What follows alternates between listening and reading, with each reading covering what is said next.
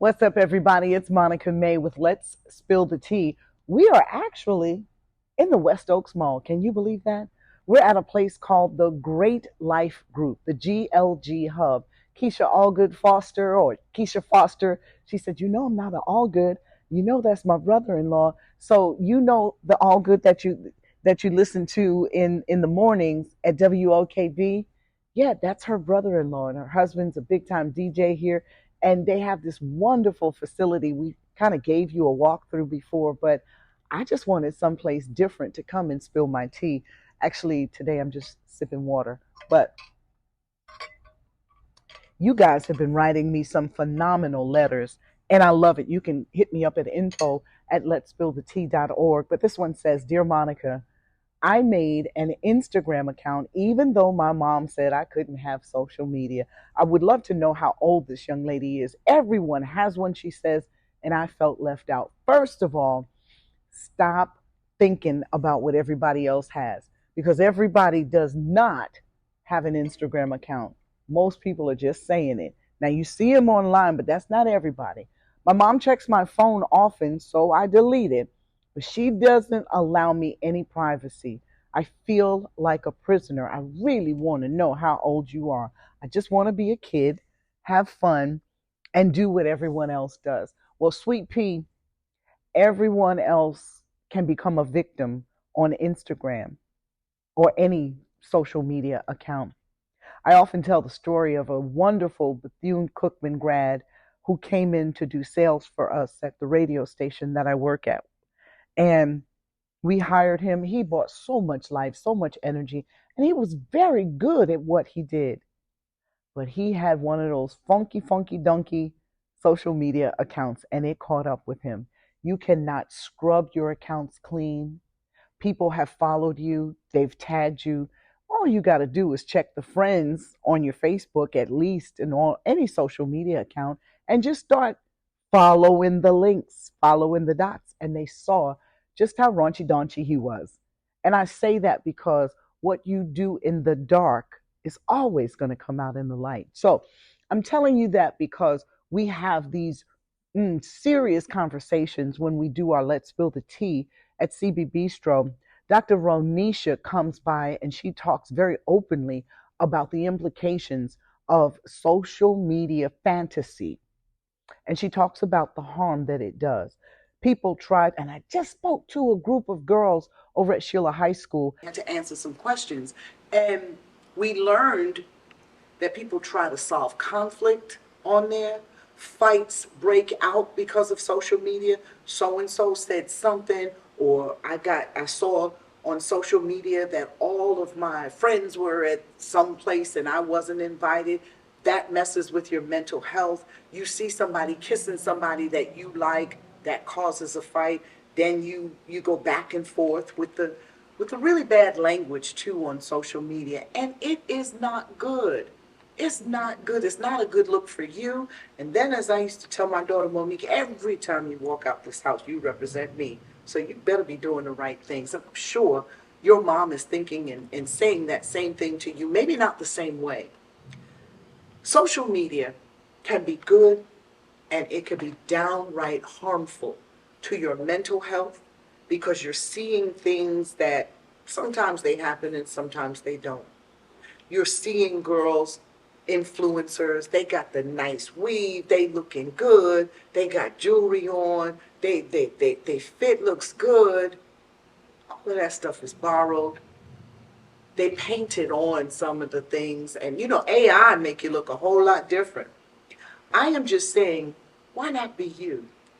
Why not use social media for good?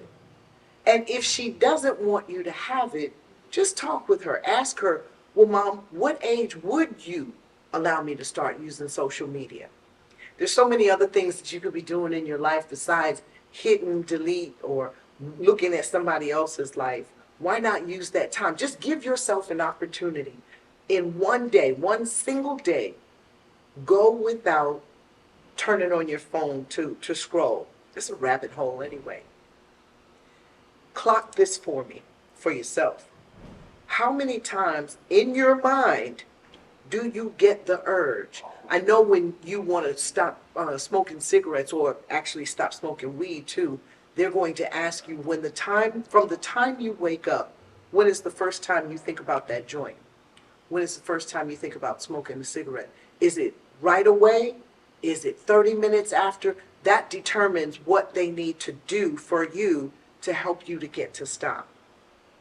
So, for one day, I just want you to, how many times does, let me check my phone, come up in your mind? Don't check your phone, but use a tick mark, okay? That thing is going to show you how many times a day you actually even think about checking your phone. And I'm saying go the whole day without even looking at your text messages. Can you do it? Oh my goodness. Most adults can't. So, but I challenge them too. Oh, please. I do these workshops in corporations about how embarrassing is it for you to be on your phone and I'm talking to you and we're in a corporate meeting. Come on.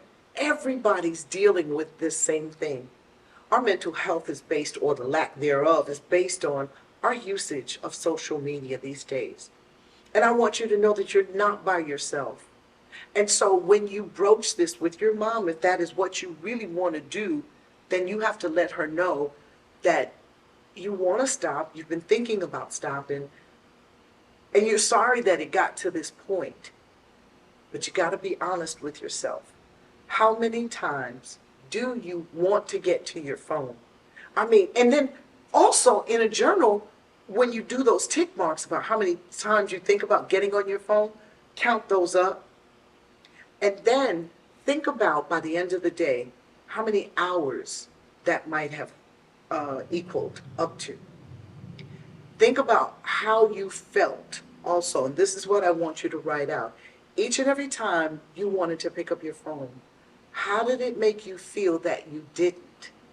And what were you feeling before? What was the need that you really needed to look at your, and I've seen people like really scrambling for their phones.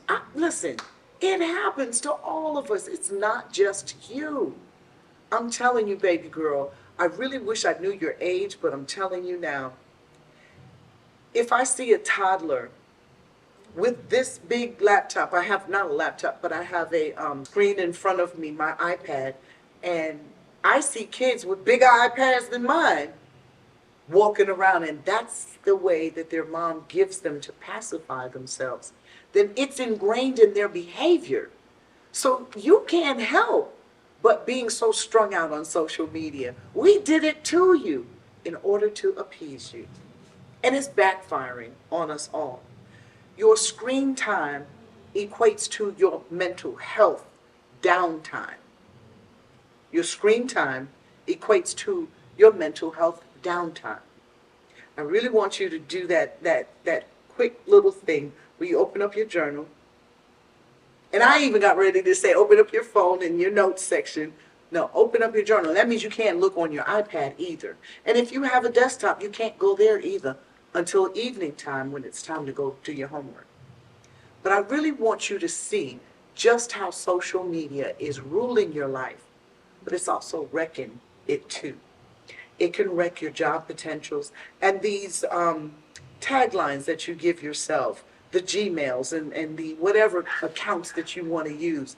Think about the names that you're using on that. We got to grow up, you guys. And this is everyone. Donald Trump even needs to grow up in how he uses social media. It's very important.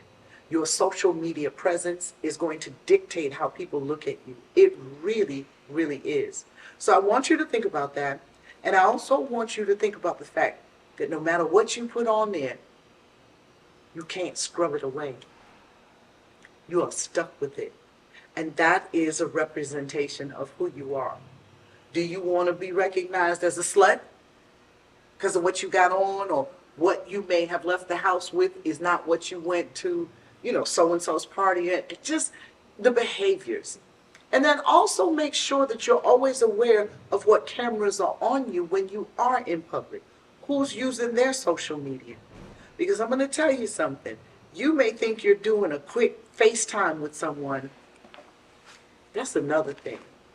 For my overdeveloped girls, and you're doing this FaceTime on a regular, I need you to put a t-shirt on. Stop coming online because we got bodies, bada bing, bada boom. Everybody doesn't need to see that. And your friends that you may be FaceTiming with could take a screenshot of that, and that could then be circulated.